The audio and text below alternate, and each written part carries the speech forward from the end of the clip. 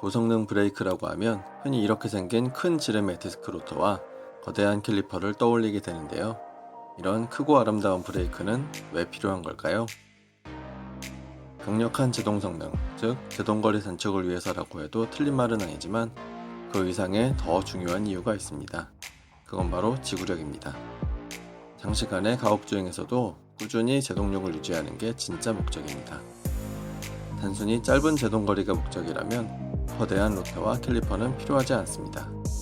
제동 성능에서 가장 중요한 고성능 타이어와 그 다음으로 중요한 고성능 브레이크 패드만 있으면 충분합니다.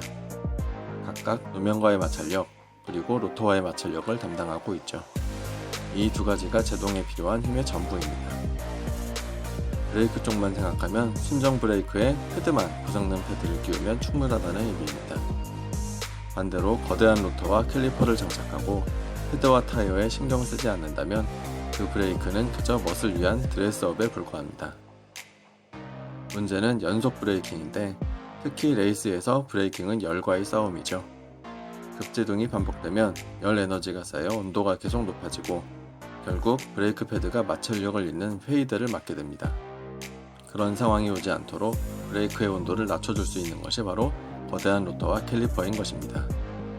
간혹 로터의 지름이 커지면 제동 토크가 커져서 제동력이 높아진다고 말하기도 하지만 그 정도는 고성능 패드선에서 모두 커버 가능한 수준이므로 크게 의미 있다고 보진 않습니다.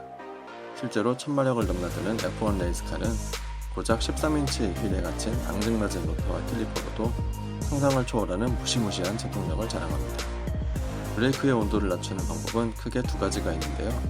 하나는 브레이크의 열 용량을 키우는 것이고 다른 하나는 냉각 성능을 높이는 것입니다. 지난 영상에서 브레이크 성능에 관계없이 차의 무게와 속도가 같다면 제동에 발생하는 열 에너지는 같다고 말씀드렸는데요. 우선 열 용량을 보면 물을 끓일 때도 물이 많을수록 온도가 천천히 올라서 끓이는데 시간이 오래 걸리죠. 비슷한 소재라면 같은 열 에너지를 받아도 부피가 클수록 온도가 적게 오릅니다. 그래서 휠에 가득 차는 거대한 로터가 열에 강한 고성능 브레이크의 상징이 된 것이고 패드도 넓은 면적의 두꺼운 패드가 온도 상승이 적습니다.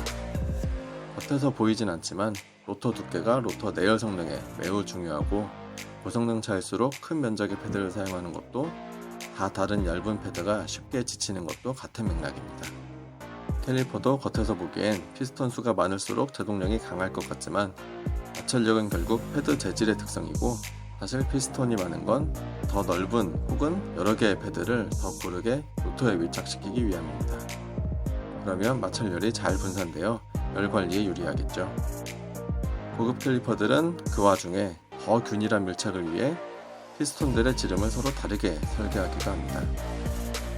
냉각 성능도 짧게 짚어보면 크고 두꺼운 로터나 패드, 캘리퍼가 열 용량이 커서 좋기는 한데 무게가 너무 무거워지면 운동 성능에 악영향을 줍니다. 고로 가장 이상적인 건 F1처럼 작고 가벼운 브레이크에 강력한 냉각 시스템을 갖추는 것인데 일반 차는 냉각 성능에 한계가 있으니 브레이크 크기와 냉각 성능 사이에 절충을 해야 합니다.